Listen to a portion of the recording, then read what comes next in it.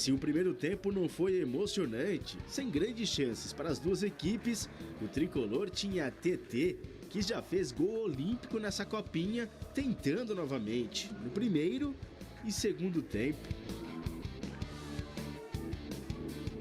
A gente dá alguns critérios, né, de jogadas, mas a decisão ela é sempre do jogador, na qual ele consegue perceber, interpretar um problema e consegue decidir em cima dele. Então isso é muito do protagonismo do jogador, daquilo que ele teve e aquilo que ele interpreta enquanto cenário. Emoção mesmo, ao menos para a torcida são paulina, somente no segundo tempo. Paulinho acertou a trave. De tanto tentar gol olímpico, TT confundiu o goleiro Paulo Cruz, que saiu mal. E Diordney aproveitou a sobra, 1-0. Um sentimento inexplicável, por ser minha primeira copinha. Acho que tenho somente a agradecer a Deus por tudo que ele vem fazendo na minha vida. O gol da classificação saiu 7 minutos depois. Após bela arrancada, Lucian rolou para Pedro Ferreira, que se jogou para fazer 2-0. Com 100% de aproveitamento na Copa São Paulo, o tricolor em 4 jogos marcou 12 gols e sofreu apenas 1. A busca pelo bicampeonato seguido na Copinha continua. E agora, na terceira fase, o São Paulo encara o Operário do Paraná. Na realidade, nós somos uma unidade, né? Eu costumo sempre dizer para eles que a gente ataca junto, defende junto, transita junto, duela junto, sofre junto e desfruta juntos. Em uma semana difícil para o São Paulo Futebol Clube, com o que está por vir...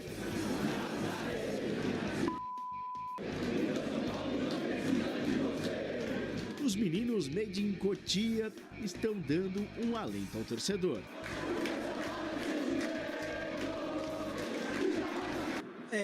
Lívia, é difícil falar porque, assim, são bem jovens e a gente vê um São Paulo, a gente vê a alegria desses meninos vestindo a camisa do São Paulo, mas só que quando você olha para a equipe de cima, você olha para o que está se tornando o São Paulo hoje, você acaba lamentando por esses jovens, né? Porque a esperança é subir para uma equipe bem estruturada, coisa que não vê. Então, assim, é uma equipe bem jovem do São Paulo que dificilmente esses meninos vão ser aproveitados na equipe profissional pelo caos que exatamente está vivendo o São Paulo neste momento. Então, assim, é um trabalho de base louvável e quando você vê um trabalho profissional lamentável. Então, assim, é ter muita cautela para colocar esses meninos, exatamente porque você não pode queimar a cartada, você não pode queimar e apagar o futuro brilhante que esses meninos têm. Jovens da base tem muitos, mas, assim, o momento do São Paulo é muito delicado para você colocar esses meninos para que eles venham dar a cara a tapa, porque para queimar a ficha é muito fácil. Então, assim, o São Paulo passa por um período muito delicado, na qual que tem que ter muita cautela exatamente para isso, para colocar esses meninos. Mas a base vem forte, a base vem firme, o trabalho é muito consistente, então é aguardar. Você pega uma equipe que contrata reserva de outras equipes, que vende jogadores a preço, vamos lá, de banana, como o São Paulo fez, você vê que é um time que está respirando por aparelhos. Então, e um jogador da base, você não vai formar ele da noite para o dia. Não. Você não vai achar um Estevão, um Hendrick toda hora. E outra, esses jogadores precisaram de um tempo para poder se consolidar. E outra, pegaram também uma equipe como a do Palmeiras, uma equipe estabilizada. O São Paulo é um caos. Não, você não até vai... a trave que você, ajuda, que faz você gol, pega o Luca. O Luca é um grande jogador. É uma revelação, tá na equipe profissional. Mas, assim, não consegue render o seu melhor exatamente porque o São Paulo não tem um padrão de jogo. Agora, você vai colocar, você não vai achar um jogador que vai fazer chover, como o Neymar. E eles sabem que precisam dar uma resposta, por quê? Porque a equipe principal, né, não está desempenhando um bom futebol. Politicamente, São Paulo está destruído, sem credibilidade nenhuma. Então, esses meninos já estão pressionados.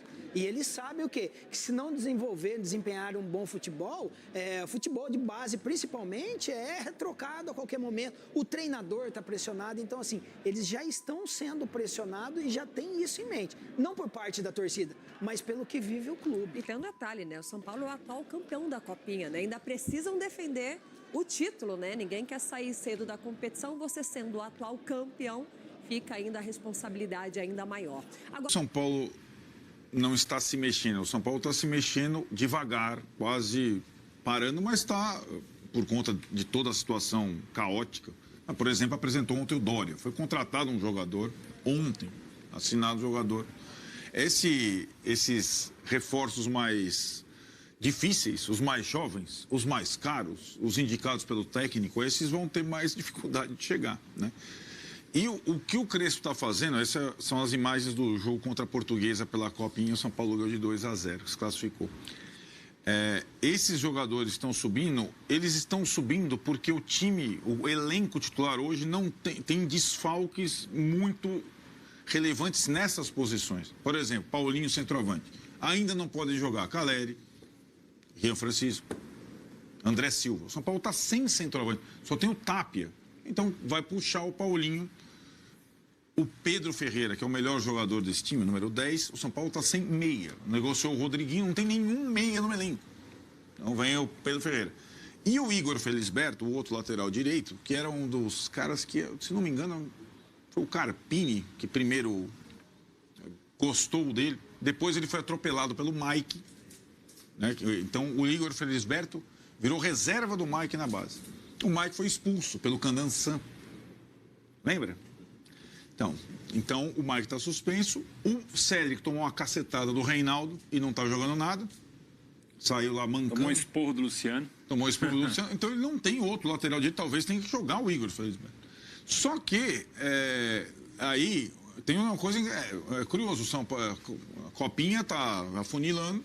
O São Paulo joga contra o Operário no mesmo dia de São Paulo e São Bernardo. Então o Alan Barcelos, que faz outro bom trabalho na base. Beleza, ó, Alan Barcelos, ó, 3 dos seus titulares principais, na hora do vamos ver da Copinha, vão sair do time da Copinha. Então, tem essa. E acho que isso aconteceu muitas vezes no ano passado, né, Tironi? Esse duelo pelos jogadores mais jovens. Ora jogam na base, ora jogam em cima. No ano passado, a prioridade foi ganhar a Copinha, certo? Exatamente. Isso. Né? E aí os jovens não fizeram a pré-temporada do jeito que poderiam fazer, acabaram não aproveitando. Mas eles não fizeram a pré-temporada, certo? Sim. Esses caras. Sim. O único que fez a pré-temporada foi o Luca. É que a gente também está começando o Paulista muito antes esse ano, né? Sim. E o brasileiro também. Por consequência, tudo, né? Mas, enfim, mesmo sem fazer a pré-temporada, eu acho que a prioridade agora é o time principal, até porque o time é o lanterna do Paulista. É o que eu estou falando aqui. Essa diretoria completamente incompetente, ela engoliu uma arapuca da Federação Paulista e agora ela percebeu que ela pode cair no campeonato. Percebeu. Ontem cair, 2 jogos... A diretoria vai cair. Já caíram alguns. O time pode cair pela primeira vez no campeonato. Faltam 7 jogos. E a gente alertou ontem aqui, para quem estava nos assistindo, Exato. que os pequenos vão trocar chumbo e vão trocar pontos. Então ontem o Capivareno tinha 0... Ele ganhou da Portuguesa e foi a 3. O Novo Horizontino tinha 0, ganhou e foi a 3. E aí o São Paulo foi baixando, então ele e a Ponte hoje estão nessa posição que cairia com 0 pontos e 3 gols de... Portuguesa, né? Não, a Ponte tomou 3 do... Ah, tá. Porque a Portuguesa perdeu os 2. Isso. A Portuguesa tem um jogo a mais, Mas enfim, e tomou 3 e tal. Então, hoje são... É último e penúltimo. Então, é isso. O campeonato vai ser traiçoeiro se não ficar esperto. Essa é a situação do São Paulo, então, que entra em campo amanhã. Bom, outra situação, que amanhã é a volta do Morumbi ao Morumbi depois de 3 meses. Sim, 82 São Paulo volta a jogar, a última partida já sido o cara da água lá vai falar, pô, que saudade que eu tava de você. Nossa, eu tô com saudade dele. O cara que vende água lá pra... o cara de água, que é corintiano, por sinal. Ele vai falar... Aí o último jogo foi contra o Bahia, 2-0 pelo Brasileiro. O São Paulo até jogou bem esse dia. E a expectativa é quantas pessoas irão ao jogo. Porque você mede hoje, é o que eu falo, o desgaste e a atenção do São Paulino com a maldita direção, com o presidente do clube para que ele saia, ela tira a atenção do campo. E, de novo, o presidente já foi, de algum jeito ou outro, acabou.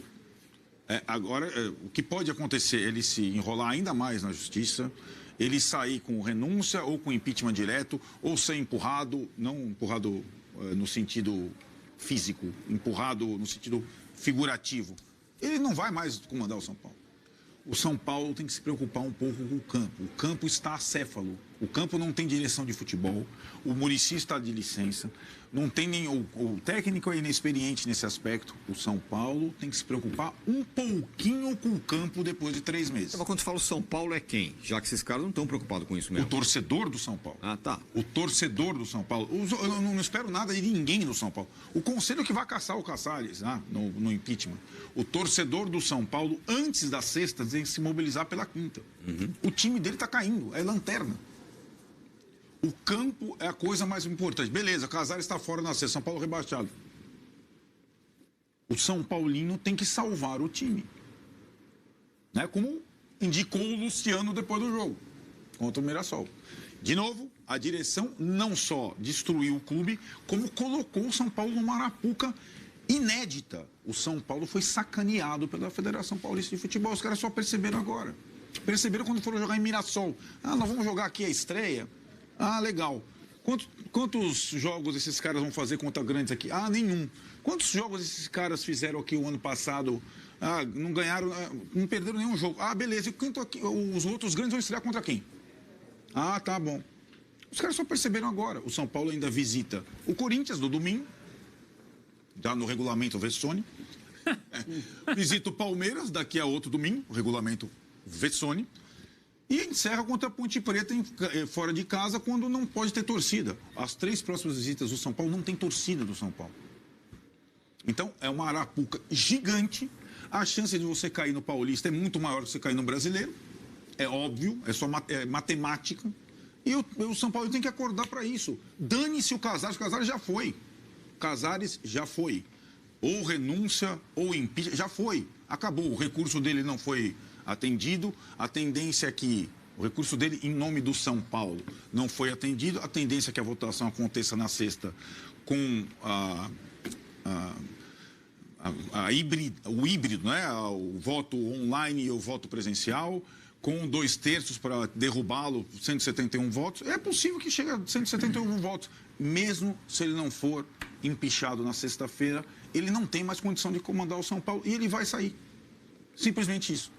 Agora, o campo não tem adiamento. Pode ser até que aconteça isso, viu, Tironi? A estratégia, a defesa do Casares / São Paulo tem mais um recurso em relação a liminar. Ela vai tentar, possivelmente, caçar liminar de novo, com essas novas regulamentações da votação.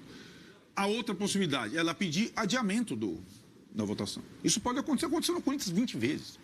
Não sei o quê. Segurança. Exato, o cara lá, o Casares, que é amigão do governador e do prefeito e do chefe de segurança de São Paulo, amigão. Visita ele, o filho vai lá, chega o Derrite. Olha, manda, eu não tô me sentindo seguro para ir lá, não. Adia esse negócio aí.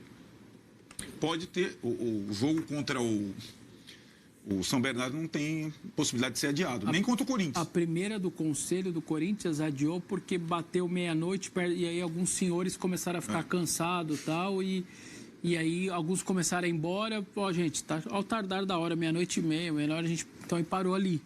E aí retomou depois, tal. Isso pode acontecer mesmo.